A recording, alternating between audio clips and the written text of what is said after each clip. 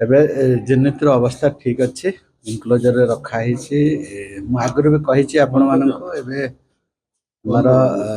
health checkup କରିବା ପାଇଁ ଯେଉଁ ଆମର ଘର ଡିପାର୍ଟମେଣ୍ଟରେ ଯେଉଁ ସାଇଣ୍ଟିଷ୍ଟ ମାନେ ଅଛନ୍ତି ସେ ଅନୁଧ୍ୟାନ କରୁଛନ୍ତି ଏବଂ ଆମ ଲେଭେଲରେ ଗଭର୍ଣ୍ଣମେଣ୍ଟ ଲେଭେଲରେ ଯେ କଥା ହେବାର ଅଛି ତାପରେ କୋଉଠି ତାକୁ ଛଡ଼ା ହେବ ସାଉଥ କି ନର୍ଥରେ ଆମେ ଆପଣମାନଙ୍କୁ ଯମୁନା ସାଉଥରେ ଭଲ ଭାବରେ ଅଛି ବର୍ତ୍ତମାନ ସୁଦ୍ଧା ତାର କୌଣସି କିଛି କମ୍ପ୍ଲେନ୍ ନାହିଁ ବୋଧେ ଧୀରେ ହେଇକି କ୍ଲାଇମେଟ୍ ସହିତ ଆଡ଼ଜଷ୍ଟ ହେଉଛି ସେ ଆଧାରରେ ଆମେ ଭାବୁଛୁ ତାକୁ ସାଉଥରେ ଛାଡ଼ିବା ବୋଲି ମାନନୀୟ ମୁଖ୍ୟମନ୍ତ୍ରୀଙ୍କ ଦୃଷ୍ଟି କୋଣା ହେବ ଏବଂ ପିସିସି ତାପରେ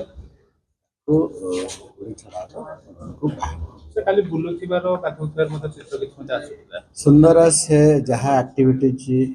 ୱିଲ୍ ଆନିମାଲ୍ ମାନଙ୍କର ଯେଉଁ ଯେଉଁ ଆକ୍ଟିଭିଟିଜ୍ ସବୁ କାଲି ସେ ସବୁ ଆମର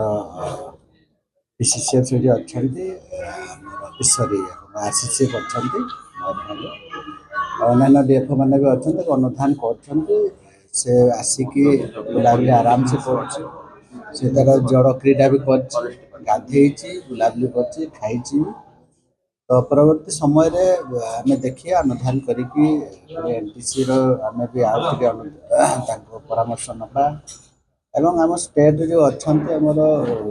ହାୟର ଅଥରିଟି ମାନେ ଏବଂ ଗଭର୍ଣ୍ଣମେଣ୍ଟ ସହିତ କଥାବାର୍ତ୍ତା କରିକି ସାଉଥ୍ କି ନର୍ଥରେ ଛଡ଼ା